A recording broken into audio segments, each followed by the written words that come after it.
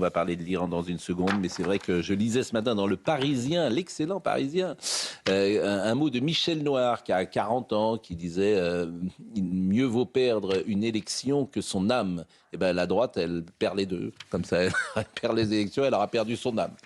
Donc, comme cela, c'est parfait. L'Iran avec vous. Alors, je dis tout aux téléspectateurs. Vincent Herouette, hier soir, parce que nous avons préparé cette émission toute l'après-midi, hier, par de nombreuses discussions ensemble. Vous m'avez dit, c'est rien, il ne se passe rien. Il ne se passe rien, je ne vais pas venir, il ne se passe rien. Ah oui, ça ressemble à... Mais le fait qu'il ne se passe rien, c'est déjà qu'il se passe quelque chose, voyez-vous. Bien sûr. Ça, c'est significatif. Donc je vous ai dit, venez nous dire précisément pourquoi il ne se passe rien. Qui se passe. Mais si, parce que c'est évidemment plus intéressant. J'ai vu par exemple qu'en Iran, ils ont relâché un jeune homme qui aurait pu être pendu et qui ne l'a pas été, qui est un symbole. Donc ça, c'est un acte diplomatique ou symbolique. Bon, je voudrais qu'on voit le sujet de Inès Alichan et on décrypte... Que m'avez-vous dit ? Vous avez tout dit. Il va se lever. D'abord, je veux dire, les téléspectateurs, ils aiment vous voir le matin. Voilà. S'ils ne vous voient pas, ils se disent le monde est à feu et à sang. Donc, non, mais elle a tout dit, 3%, le pétrole a baissé, le prix du pétrole a baissé de 3% ce matin. Et alors, ça veut dire quoi, ça, par exemple ? Ça veut dire que les marchés sont rassurés, ils pensent qu'il n'y aura pas la guerre. C'est une sorte de grossesse nerveuse, cette guerre. Vous avez au large les bateaux américains où les marines, ça stick le pont, il y en a 10 bateaux. Faites attention avec ce type de métaphore aujourd'hui, parce que je ne suis pas sûr, les féministes pourraient presque vous reprocher, on parlera tout à l'heure de ce qui s'est passé ce week-end avec Daniel Bravo. Je me méfie aujourd'hui de toutes les interprétations de ce type de métaphore. Parce qu'elle fait le parti de la métaphore. Vous vivez dans la peur. Mais, je vis dans la peur. Il y a d'un côté la marine américaine qui manœuvre. D'autre côté, vous avez les gardiens de la Révolution qui, eux aussi, font des manœuvres dans les trois d'Ormuz. Et puis, vous avez les leaders des deux côtés qui disent « Attention, ça peut déraper. » Mais nous cherchons une négociation. Vous avez entendu hier Ali Khamenei et vous avez entendu Donald Trump. Les deux ont dit à peu près la même chose. Exactement. Voilà, donc, alors écoutons justement le sujet de Inès Alichan et vous me le décryptez, nous le décryptons ensemble. Regardons, écoutons. Ensemble. Sur ces images retransmises par la télévision d'État, le guide suprême iranien, l'ayatollah Ali Khamenei, prévient. Une attaque américaine déclencherait une guerre régionale. Les Américains nous ont menacés à plusieurs reprises dans le passé en disant que toutes les options sont sur la table, y compris celle de la guerre. Ils ont toujours tenu ce genre de discours. De même, Donald Trump affirme constamment qu'ils ont amené des navires de guerre. Mais la nation iranienne ne se laissera pas intimider par ces propos. Le peuple iranien ne se laissera pas impressionner par ces menaces. Les Américains doivent également savoir que s'ils déclenchent une guerre, cette fois-ci, ce sera une guerre régionale. Une déclaration qui n'a pas tardé à faire réagir le président américain Donald Trump, qui dit espérer conclure un accord avec l'Iran. Pourquoi ne dirait-il pas cela ? Bien sûr qu'il va dire ça. Mais nous avons les navires les plus grands et les plus puissants du monde là-bas, tout près. Dans quelques jours, nous espérons parvenir à un accord. Si nous ne parvenons pas à un accord, nous saurons alors s'il avait raison ou non. Quelques heures plus tôt, les députés iraniens ont scandé « mort aux États-Unis » après la décision de l'Union européenne de classer les gardiens de la Révolution comme organisation terroriste en réaction à la répression des récentes manifestations. Pourtant, malgré ces tensions, Washington et Téhéran semblent privilégier la voie diplomatique, alors que les États-Unis ont renforcé leur présence militaire dans le Golfe. La semaine dernière, vous m'avez dit qu'il n'est plus question de faire chuter le régime, mais simplement d'avoir un accord sur le nucléaire. J'ai dit ça, vraiment ? Ah oui. Non, parce qu'il voulait un accord sur le nucléaire, aussi un accord sur le balistique et aussi un accord sur il n'est plus question de faire chuter le régime j'écoute ce que vous dites, parfois même je le limer un peu les dents, effectivement, de la République islamique. Le problème, c'est le chaos qui risque de surgir si jamais il y a une bataille générale. C'est ce que dit Ali Khamenei, il est écouté quand il parle de guerre régionale cette fois-ci. Cette fois-ci, c'est par opposition à ce qui s'est passé en juin. Les bombardements qui ont duré 12 jours, la guerre avec Israël, et qui sont terminés, c'était le premier round, comme ça, sans qu'il y ait réellement d'ébranlement profond du régime. Là, vous avez vu, c'est marrant, on voyait les gardiens de la Révolution là, en train de scander avec leur chemise verte. Vous avez remarqué, ils ont tous la barbe blanche. Ah oui, ils ont tous un certain âge. Quel âge il a, Ali Khamenei ? Bon sang, 82, je crois. Oui. Il a l'air en Il est forme. vaillant, oui. Il est vaillant. Il sort de sa boîte, il le remet dans son blocos, et il présente bien. Ce qui est important, j'irai pas jusque-là. Hier, c'était le jour l'anniversaire du retour de Neuf-le-Château de l'imam Khomeini à Téhéran. 47 ans, jour pour jour, après qu'un bel avion d'Air France, affrété par le président Giscard d'Estaing, l'ait ramené dans son pays natal, cet homme en qui tout le monde voyait un sauveur, parce que l'islam, c'était le socialisme moderne, c'était ce qui allait permettre de libérer le peuple. C'était formidable. On a vu ce que ça a donné, 150 000 morts après.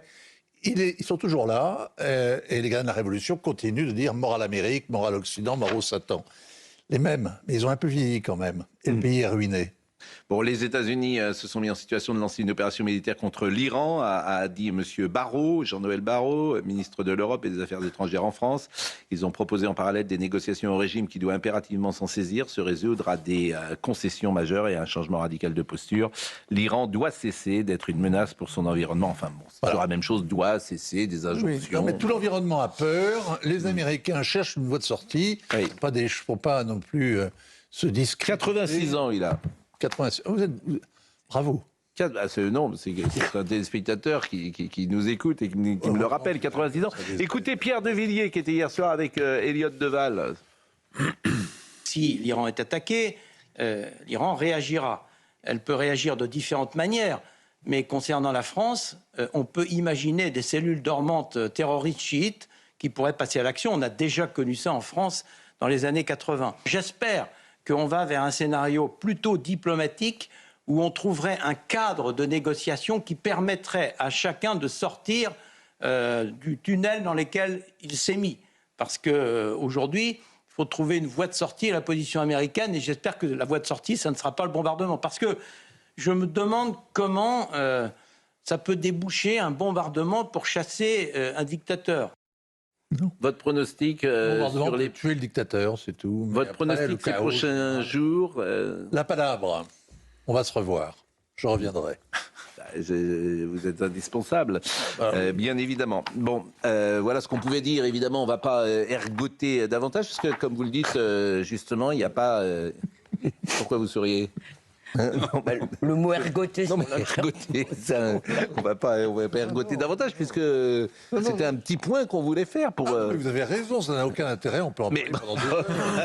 Mais non, ça n'a pas aucun intérêt de dire ce qui se passe. Même... Question vaine, une question. Oui, question Elisabeth Lévy. Est-ce que quand même, alors je sais qu'on n'est pas des angéliques, on ne fait pas la guerre pour instaurer la démocratie, mais est-ce qu'on ne les abandonne pas, ne serait-ce que diplomatiquement? Est-ce que la diplomatie française n'est quand même pas sous la table, quoi? Elle n'est pas très allante, vous avez remarqué. Et je trouve que c'est quand même... Je sens que vous êtes un peu sceptique quand vous écoutez Jean-Noël Barrot. Mais vous devriez... Ça m'attriste. Non, mais Jean-Noël Barrot, il est... Qu'est-ce que vous voulez? Tout le monde a en tête ce qui s'est passé en Irak, en Libye, en Afghanistan. Et donc, personne n'est trop allant pour aller changer le régime. Non, pour y aller, oui, mais est-ce qu'on peut au moins parler? D'habitude, on parle. Oui, on parle. La grande différence, c'est quand même les 33 000 morts. Hein. Bon.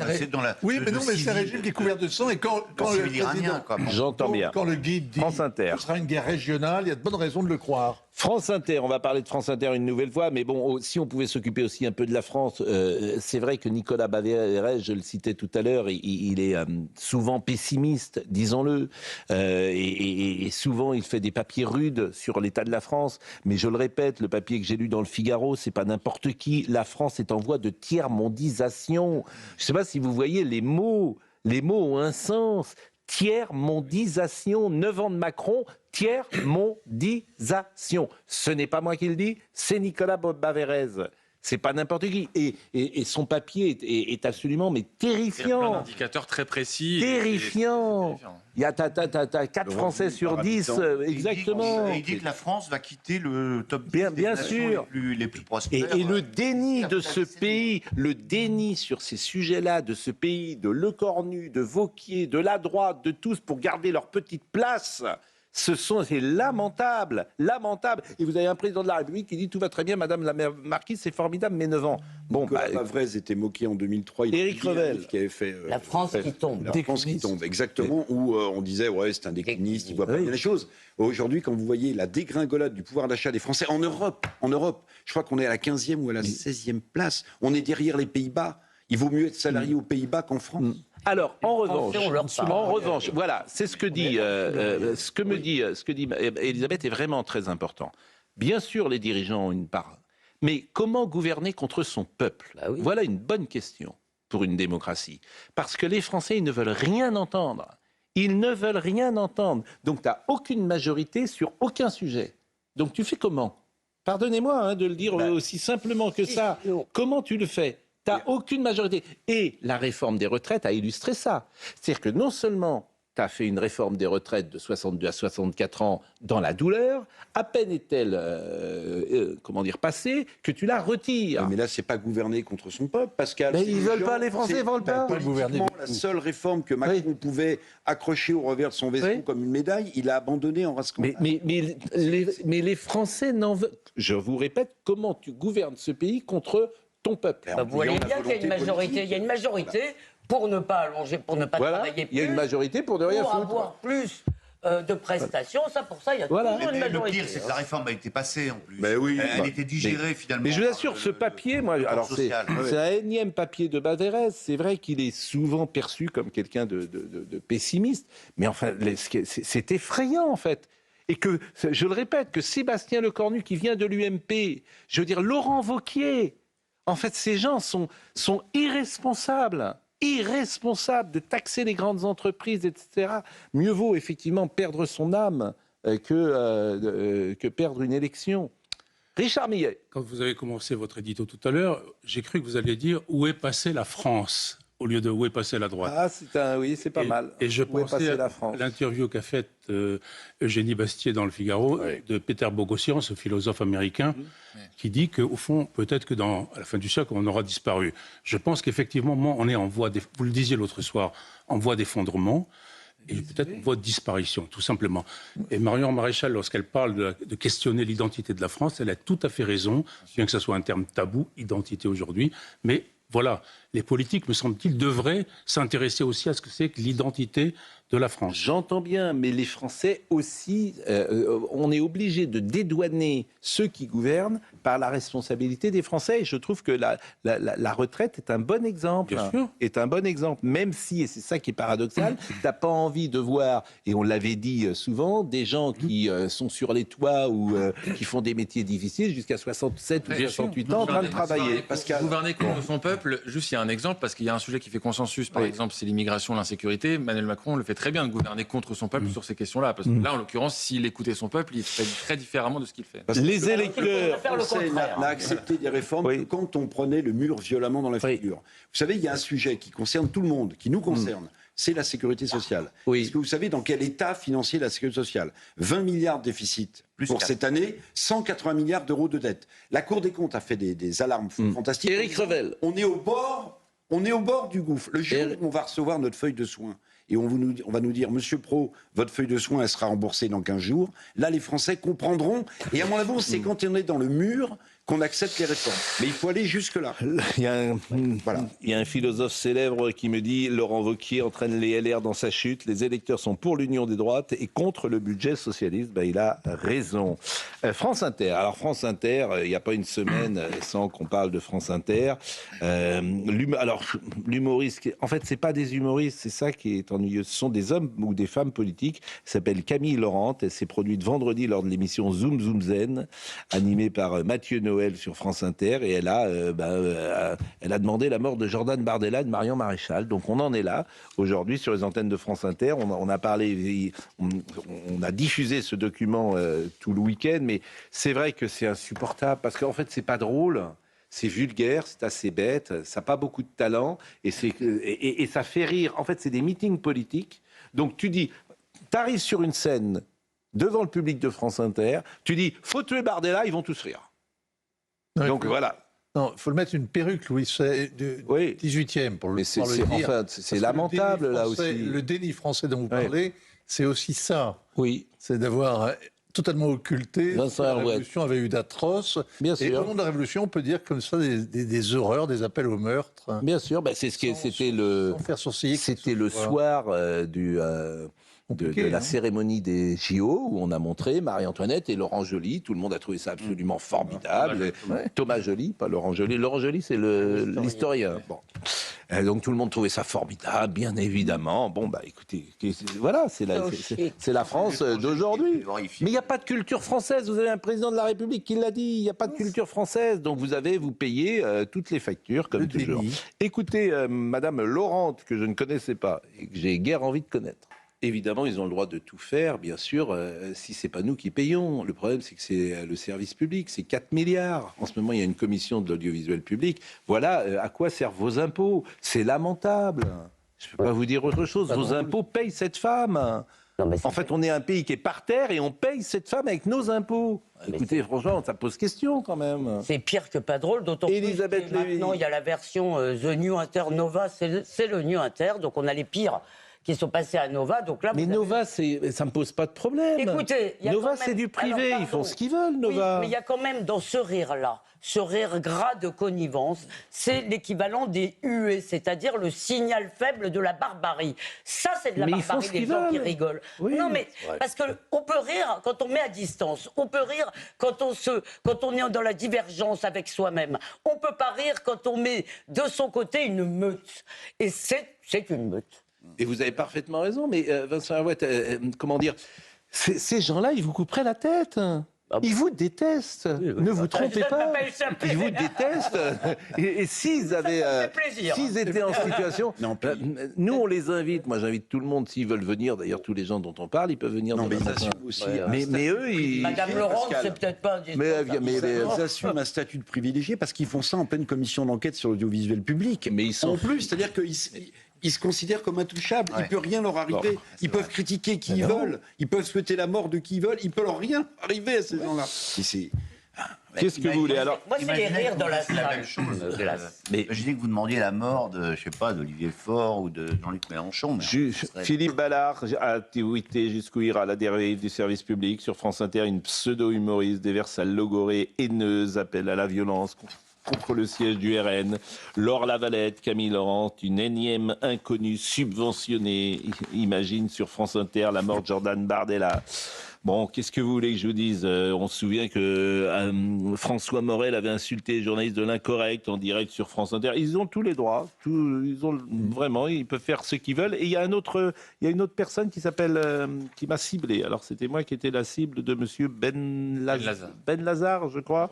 Donc, écoutez, ce monsieur qui, alors lui, on avait ressorti des tweets où il expliquait que les femmes devaient être au service des hommes. C'était des tweets, alors, invraisemblable. Il avait été écarté de l'antenne de France 5 pour cette raison-là par Rachida Dati, mais il continue ses chroniques sur... Bien sûr. Donc, il devrait vous verser des royalties. Mais écoutez ce monsieur. Non, mais c'est même pas drôle. Moi, je veux plus rien dire. Cet abruti a une casquette sur les... Pardon, ce personnage a une casquette sur la tête, parle d'une église, avec sa tenue de salafiste. C'est à la fois totalement... le symbole est absolument énorme, mais surtout le laisser-aller de son expression.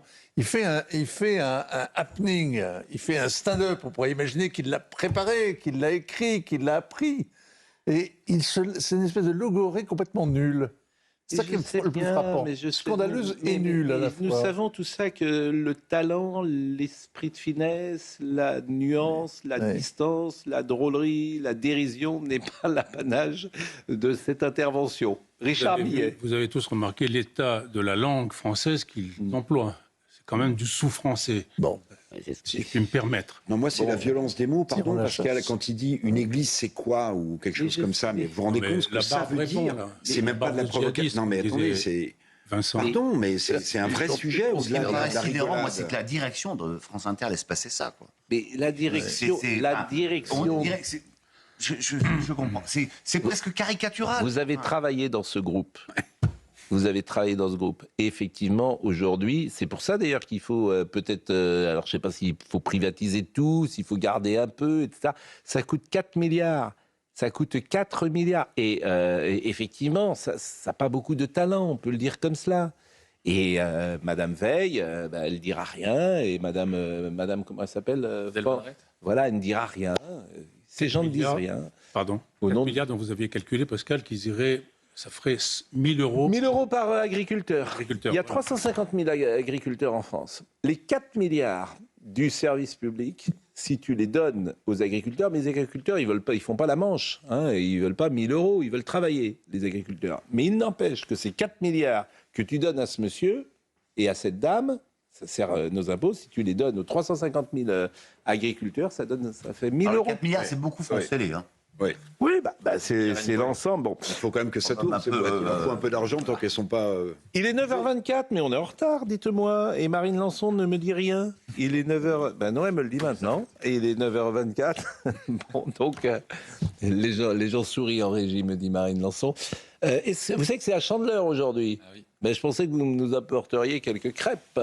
Et personne n'a eu cette délicate attention. Bon, le chanteur Benabar tacle France Inter et Télérama. Il est courageux, parce que l'artiste qui fait la promotion de son nouvel album était l'invité jeudi dernier de nos confrères du Figaro dans le Figaro La Nuit. Il en a profité pour déclarer que France Inter, je cite, fait partie d'une caste assez imbécile. Ce qui est vrai d'ailleurs, parce qu'on n'ose jamais dire ça, mais c'est assez bête ce qu'ils font. Et cette dimension-là n'est pas assez mise en avant. C'est assez bête. Qui pensent savoir alors que sans le savoir, ce sont des censeurs. Alors ça, ils savent que c'est des censeurs, mais bon, voilà, ils ont pris un chemin qui leur permet de pouvoir dire leur sottise à l'antenne. Écoutez, Monsieur Benabar. Le milieu que je déteste, pour être très caricatural, mais malheureusement ça l'est. Télérama, France Inter, un milieu d'une caste assez imbécile d'ailleurs qui pense savoir et qui sans le savoir parce qu'ils ne sont pas assez cultivés, ce sont des censeurs d'une certaine façon. Donc moi c'est un milieu que j'affronte volontiers parce que je pense que quand on est entre guillemets artiste avec toutes les guillemets qu'on peut mettre, il faut éviter les gens qui décident ce qui est bien, ce qui est pas bien. Parce que c'est ça la censure en fait. Il y a une volonté de dire aux gens c'est ça qu'il faut écouter, France Inter est très connu pour ça, c'est ça qu'il faut écouter, le reste c'est pas bien. Et déjà c'est pensé pour les gens. Mais certains ils vous répondent que ce sont des choix éditoriaux, que eux ont envie de défendre plutôt cette musique-là sans forcément... Voilà, mais ce à quoi je réponds c'est que les choix éditoriaux avec un des joyaux du service public, c'est pas des choix éditoriaux en fait. En fait, c'est pas des choix artistiques, c'est des choix politiques que fait aujourd'hui, mais pas que France Inter, parfois le cinéma français aussi. C'est-à-dire que tu ne récompenses pas tant un film pour sa qualité artistique que pour des raisons politiques. Est-ce que le sujet correspond à ce qu'on veut entendre aujourd'hui? Est-ce que les prises de position politiques dans le film sur l'immigration, sur les femmes, sur tous ces sujets-là, correspondent sur la police. Mais bien sûr. Par exemple, il y a un film au César, ça s'appelle Dossier 137. Franchement, il est très réussi, le film. Très réussi. Les Gilets jaunes, mais la thèse du film, moi, je la conteste. C'est-à-dire que vous mettez des gens de la BRI qui auraient shooté un pauvre diable qui partait dans le dos, qui ne représentait aucun danger. Donc tu présentes des policiers shootant dans le dos un jeune homme qui part et qui est absolument pas dangereux. Je ne crois pas que ça se soit passé comme ça. Il y a eu des excès quand même pendant les manifestations, même si on défend... Précisément, cette scène-là, je ne pense pas qu'elle a existé. Et oui, ils veulent faire mais le film est très bon, il est très réussi, c'est Dominique Massin. Mais c'est une thèse. Benabar, dans la même interview, juste pour compléter, parle aussi du barrage républicain, du Front républicain. Oui, on va l'écouter. C'est absurde. On va l'écouter après le barrage républicain. Richard Millet. Je voulais simplement préciser que pour la production des films, si vous ne montrez pas de patte blanche, c'est-à-dire en amont, comme on dit, vous ne faites pas le film. Bien sûr. Donc vous êtes obligé de mettre des migrants, de mettre tout ce que vous voulez. Oui, c'est vrai. Non, mais alors, il y a un quota. Vous avez raison que c'est un cinéma aujourd'hui politique. Alors c'est vrai aussi au Festival de Cannes. Tu ne récompenses pas tant le film pour sa pour sa qualité artistique, conformisme, que effectivement s'il correspond, bien sûr. En tout cas pour ce qu'on appelle les films d'auteur, quoi. Voilà. Mais même les autres. Ce qui est une partie du cinéma. Non, mais non, c'est pas vrai. Les blockbusters, quand vous faites qui ne sont pas financés par l'avance, qui n'ont pas besoin. Mais vous verrez, je vous dis que le film Je vous dis que le film Dossier 37... Voilà, bon. Oui, mais justement, même dans le Comte de Monte Cristo, tu arrives à avoir des petits signaux faibles. C'est-à-dire que tu as changé précisément l'histoire, ou tout d'un coup, pour mettre des petits signaux faibles qui correspondent à l'époque. Quand tu mets Bac Nord au Festival de Cannes, c'est tollé pendant une semaine. Et vous allez voir, le dossier 137, ça sera le meilleur film. Je vous le dis, ça sera le meilleur film, puisqu'il tape sur les flics. Donc alors là, c'était les gens qui votent. Ce sont les gens de la profession. C'est pas le public, c'est les gens de la profession qui votent. On peut faire juste une toute petite... Elisabeth Lévy. France Inter, il reste, et c'est pour ça que je trouve qu'on ne doit pas jeter le service public avec l'eau du bain. Par exemple, il y a une émission de Mishka Asaya, je ne sais pas si quelqu'un l'écoute le soir, sur la musique, le rock, etc. C'est absolument formidable. Il y a des critiques de cinéma qui ne sont pas du tout woke, donc il y a des îlots encore sur le service public de très bonnes... Sur le service public, dites-vous ? Comment ? Sur le service public. Et quelle antenne avez-vous cité ? J'ai cité Mishka Asaya, j'arrive plus à me rappeler le nom de son émission le soir, de musique sur France Inter. Eh bien, tant mieux. Même sur France Culture, de temps en temps. Eh bien, tant mieux. Alors, écoutons Benabar sur le barrage républicain. Écoutons écoutons ce que dit Benabar, le chanteur Benabar, sur le barrage républicain.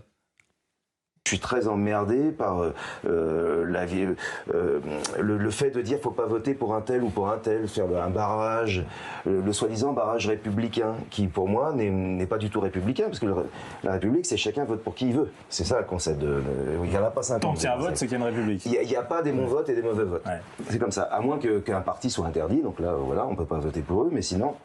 Chaque vote existe et je pense qu'il ne faut jamais retirer la parole à qui que ce soit, y compris notamment, ça c'est Voltaire qui le disait d'ailleurs, à ceux qui ne pensent pas comme toi. Tout le monde doit pouvoir parler et souvent il y a des énervements parce qu'on empêche les gens de parler, on leur dit mais non, ton vote il n'est pas bien. Nous on va te dire qu'il faut voter. Et tu ne dois pas voter pour lui, tu ne dois pas voter pour lui. C'est ce qui énerve le plus les gens à juste titre. Et tu traites les autres de fascistes, et c'est le mot de Staline, traitez-les de fascistes pendant que le temps durant lequel ils se justifieront, vous pourrez leur apporter un deuxième ou un troisième coup. La commission sur l'audiovisuel public. Alors aujourd'hui, on est en direct d'ailleurs de cette commission et on va la suivre puisque Léa Salamé est aujourd'hui interrogée et Laurent Delahousse sont interrogés. Alors je ne sais pas pourquoi Léa Salamé est interrogée. C'est alors que du 20h, donc je pense que c'est pour parler du traitement éditorial du 20h, j'imagine. Que c'est ça l'idée principale. Il y aura aussi les rédacteurs en chef, donc je pense que c'est ça. Bon, elle est peut-être aussi interrogée parce que son compagnon est un homme politique et ça a déjà été abordé, donc j'imagine que ça reviendra évidemment. Bon, on en a parlé plusieurs fois. Moi, je trouve que ça ne me choquerait pas aujourd'hui si Léa Salamé continuait à présenter le 20h alors que son compagnon est un homme politique et se présente à la présidentielle. Moi, ça me choquerait pas. Vous diriez la même chose d'un homme ? Non, c'est vraiment, je trouve qu'aujourd'hui... On a connu plus lourd dans le paysage politique français. Je ne sais pas si vous vous souvenez, quand Christine Ockrent et Anne Sinclair interviewaient François Mitterrand, chef de l'État socialiste, les deux étaient femmes de ministres socialistes dans un gouvernement socialiste. Et là, ça faisait...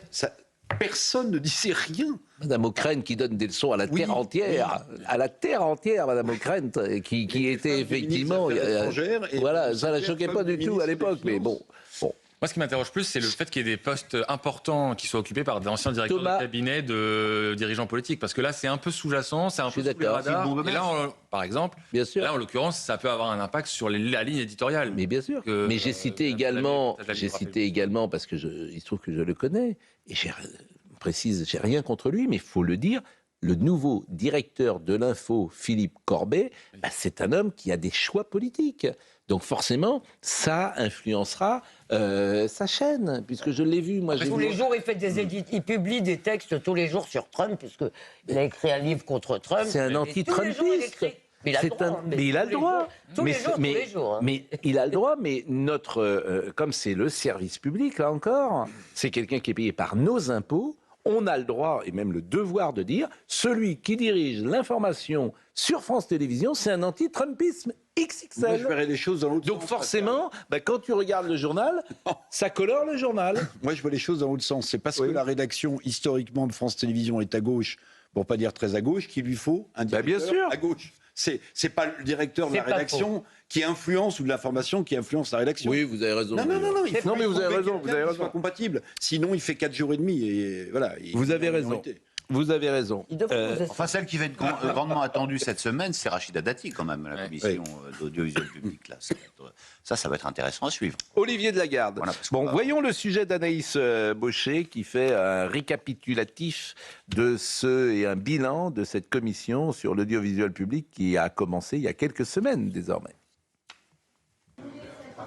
Sur cette vidéo publiée en septembre dernier par le journal L'Incorrect, Thomas Legrand et Patrick Cohen sont accusés de connivence avec le Parti socialiste. Face à cette polémique, une commission d'enquête sur l'audiovisuel est créée quelques semaines plus tard.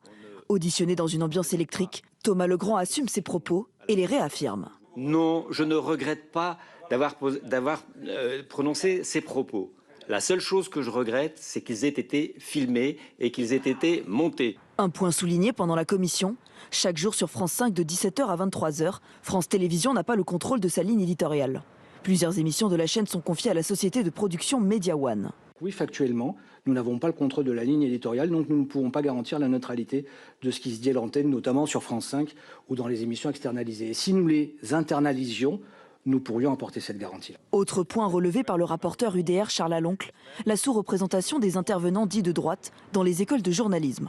Un problème d'agenda selon la doyenne de l'école de journalisme de Sciences Po. L'actualité, leur travail du quotidien en tant que journaliste professionnel ne leur laisse pas la disponibilité et la marge de manœuvre forcément pour pouvoir se rendre disponible auprès de ces étudiants.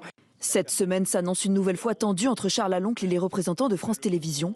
En décembre dernier, le groupe avait, selon le député UDR, tardé à lui envoyer certains documents financiers. Ce matin, Léa Salamé, présentatrice du 20h de France 2, ainsi que les rédacteurs en chef Hugo Plagnard et Julien Dupéré sont attendus pour être auditionnés. Et je rappelle que le nerf de la guerre, qu'est l'argent, on ne sait toujours rien. C'est-à-dire qu'on ne sait pas combien sont facturées les émissions, en l'occurrence c'est à vous, c'est ce soir, etc. On ne sait pas combien elles sont facturées, on ne sait pas combien les uns et les autres sont payés, c'est de l'argent public, donc on attend peut-être quelques éclaircissements. Et on sera en direct, Marine nous dit, dès que Léa Salamé arrive, et pourquoi pas on pourra entendre ses premiers mots. Pas de commentaires particuliers sur ce sujet, on a à peu près tout dit. Ces derniers jours, la cellule sur le fast-checking, notamment, de Lynn Landau. Ça, c'est formidable, cette jeune femme. Elle est journaliste spécialisée dans le fast-checking. Fast-checking, c'est elle qui vérifie les infos. Elle est proche de la France Insoumise. Elle s'était affichée avec François Piquemal, elle n'a eu aucune sanction. Ah si, elle a été privée de tarte aux pommes à la cantine de France Télévisions. Un lundi. J'aimerais vous y voir. Mais non, mais écoutez, non, mais ça rejoint le sujet de Léa Salamé, où en fait, en soi, c'est pas tellement. Enfin, ça peut poser problème à certains, mais. Thomas Bonnet. On peut se dire, c'est est-ce que l'inverse serait possible? Par exemple, est-ce que si la présentatrice du 20h de France Télévisions partageait l'avis de Jordan Bardella, est-ce qu'elle pourrait rester? Ah non. Est-ce que si cette responsable du fact-checking était allée à un meeting du Rassemblement national, est-ce qu'elle pourrait rester? Ah non. Bah, vous voilà. savez bien. Ça répond à la. Ça répond enfin, pourquoi il n'y a pas les deux? Pourquoi il n'y a pas différentes sensibilités qui se. Mais parce que c'est le privilège rouge et ça fait 50 ans que ça dure. Et plus que ça même. La France insoumise aux élections municipales de Grenoble, l'identité française n'existe pas. Ça, c'est Alain Bruno qui a dit ça. Alain Bruno. Remarque, c'est la même chose que la même chose qu'Emmanuel Macron qui disait la culture des. Voilà, à partir du moment où tu as un président de la République qui dit ça, bon. Ça n'a rien à voir. Non, non, c'est dans le même. C'est leur logique. LFI est sur cette ligne. Alain Bruno a fait cette déclaration lors d'un rassemblement aux côtés de Manuel Bompard. Selon lui, l'identité française ne veut rien dire. C'est formidable d'ailleurs. Ces gens-là, l'identité. Et c'est à voir. Ils sont cohérents. Eux, ils souhaitent une créolisation de la société. Donc. Au moins, les autres identités, en revanche, elles existent. Exactement, c'est ça qui fait. Elle a raison. Les identités, attention. Il n'y a que la France qui n'a pas le droit d'exister. Voilà. En fait. Par contre, ils vont valoriser l'identité musulmane, l'identité ceci, l'identité cela, ça oui. L'identité kanak, elle existe. Ça, à chaque fois, en Nouvelle-Calédonie, l'identité kanak pour la France insoumise, elle existe. Absolument. Mais l'identité française, elle n'existe pas. Ah oui, ces gens sont formidables d'ailleurs. Même l'identité vénézuélienne, ils l'apprécient beaucoup. Bon, il est membre de l'Observatoire national. Oui, il est candidat LFI aux élections municipales de Grenoble. Oui. bon, et il a déjà soulevé une polémique en déclarant qu'il ne fera pas la chasse aux dealers s'il est élu à Grenoble. Ah non, mais à Grenoble, à gauche, c'est simple, vous avez Éric Piolle, il faut apprendre à vivre avec les dealers, et puis il y a un autre candidat à LFI, Alain Bruno, qui dit non, nous on les chassera pas. Donc en fait, c'est la gauche, c'est... même du théâtre, vous avez même du théâtre on verra. pour apprendre aux habitants à vivre avec les dealers. Ils peuvent gagner avec ça, ou c'est suicidaire? Et puis dans les polémiques incroyables, alors Daniel Bravo, moi j'aime beaucoup Daniel Bravo. D'abord, c'était un grand joueur de football. C'est un homme, tous ceux qui le connaissent, vous ne trouverez personne pour en dire du mal. Et hier, je lui ai envoyé un petit texto, franchement, pour lui dire cette polémique est évidemment ridicule. C'est toujours pareil, c'est-à-dire que tu fais une interprétation par rapport à une phrase qui a été dite qui est sans rapport avec ce qu'il dit. Et j'ai vu que l'équipe en fait des tonnes, quoi. C'est toujours si on ne va pas clouer Daniel Bravo parce qu'il a eu... vous allez écouter ce qu'il a dit à l'instant. Donc, c'est pendant Paris Football Club Olympique de Marseille. Vous avez Christophe Josse qui commente pour beIN et vous avez Daniel Bravo qui commente. Et vous avez un plan de Gaëtane Tinet qui est une immense footballeuse qui est aujourd'hui, qui dirige le PFC, dirige le PFC. Féminin. Exactement. Marine Lançon me dit « Ah, voilà Léa, souriante. Est-ce qu'on l'écoute ?» Elle est rentrée. Elle est rentrée, Léa Salamé. Elle est rentrée à l'instant dans cette salle que nous connaissons, parce que nous y sommes allés, nous-mêmes, et avec Laurence Ferrari, avec Sonia Mabrouk, avec Gérald Brice-Viret, avec Serge Nedjar. Il y a eu du beau monde qui ont défilé dans cette salle. Bien sûr. C'est bon, c'est une expérience, comme une autre. Bon, donc, Daniel Bravo, vous dis-je, qui a eu un mot, donc hier qu'il ne fallait pas dire, et je vous propose d'écouter la séquence. Et ce qui est extraordinaire, c'est que l'équipe en fait des tonnes. T'as l'impression vraiment que c'est crypte de lèse-majesté ce qu'il a fait. Bon, alors que Gaëtane Tinet, c'est une ancienne internationale, capitaine historique du Paris Football Club. Elle a pris sa retraite sportive en 2025 avant de prendre la tête de la direction sportive de la section féminine. Alors écoutez cette séquence et les répercussions me paraissent disproportionnées. J'espère ne pas vous choquer en disant cela. Il y a peu de risques. Il y a un plan de coupe, vous avez compris. Non. Donc, Christophe Josse dit à Daniel Bravo, elles sont pas... non, Daniel Bravo dit, elles ne sont pas très attentives. Christophe Josse répond, elles ne sont pas très attentives comme vous, mais elles sont en train de parler tactique, dit Christophe Josse. Elles sont en train de parler tactique. Et Daniel Bravo... voulant faire un peu d'esprit ou d'humour, dit non, je crois qu'elle parle lingerie. Bon. Non, mais c'est une blague, c'est pour ça que... Oui. Non, mais non. C'est pour ça. Non. C'est ça, je ne peux pas vous dire autre chose. Je n'arrive pas à y croire. Alors, le Paris Football Club a indiqué condamner fermement des propos sexistes et déplacés, contraires aux valeurs que le PFC défend au quotidien, rappelant son engagement en faveur d'un football ouvert, inclusif et respectueux. Réduire une femme, ancienne internationale, joueuse emblématique et aujourd'hui directrice sportive du PFC féminine à des clichés sexistes n'a rien d'anodin, a réagi dans un communiqué l'association Femmes Journalistes de Sport. Bon. Alors, après, chacun pense ce qu'il veut de cela. C'est un minimum maladroit, c'est-à-dire que ça vaut pas forcément la sanction, mais c'est quand même pas... C'est une blague.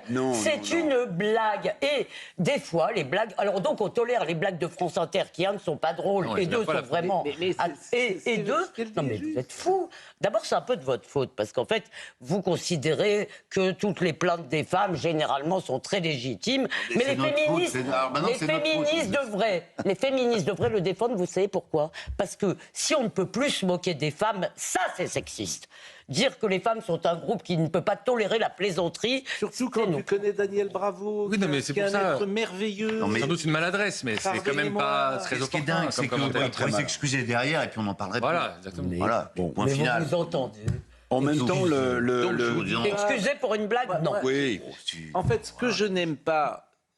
Je ne sais pas si Daniel Bravo devait dire ça ou pas. Et bon, ce que je n'aime pas, c'est les réactions que ça entraîne. Partager avec vous, bien sûr. Ce que je trouve mais absolument fou dans cette société, tellement c'est disproportionné. Et d'un côté, vous avez une jeune femme, très justement, Elisabeth le dit, qui réclame la mort de Bardella. Qui a pignon sur rue, parce que ça, c'est possible. Vous avez deux deux petites séquences qui illustrent notre époque. À l'époque de Thierry Roland, ça serait passé. Ah non, mais ça serait passé tranquillement. Non, mais là, l'époque que vous avez connue. Non, mais là, Thierry, là, il y a eu d'autres commentaires. Non, mais là, Thierry Roland, je peux vous en citer 50. Monsieur Thierry, Foot. Oui, mais Monsieur Foot et même. Les joueurs coréens, notamment. Oui, les joueurs coréens. Il y avait un joueur qui s'appelait Lee. Et puis, il y en avait deux, en fait. Il dit il y a 2 lits dans l'équipe de Corée, on va pouvoir construire une chambre. Bon, c'était les entrées de Thierry. Ça passe plus, Je vous dis pas, mais il y avait aussi une part de second degré. C'est-à-dire qu'on jouait soi-même à parfois s'amuser de plaisanteries comme ça un peu, un peu lourdes. Bon, ce second degré n'existe plus aujourd'hui.